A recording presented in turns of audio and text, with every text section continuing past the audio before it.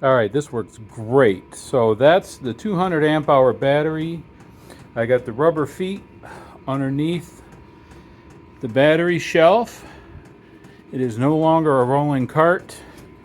And I don't have all the screws in yet because I actually have to take this top shelf off and pull the battery out and move it over a little bit more, because those are my binding posts for my strap.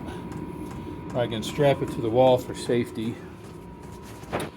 And down here I got a lug that I will run over to my ground wire, and I'm going to ground both of these shelves to the earth ground just for safety's sake.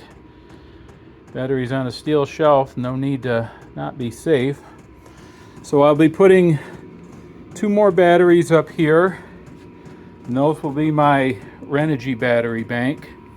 And I will put this one in series with these 2 in parallel once they're here, and that will give me 200 amps at 24 volts.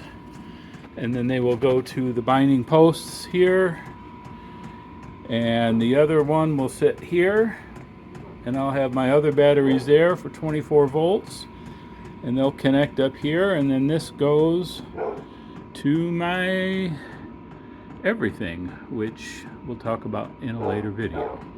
All right, there we go. Progress, progress, progress.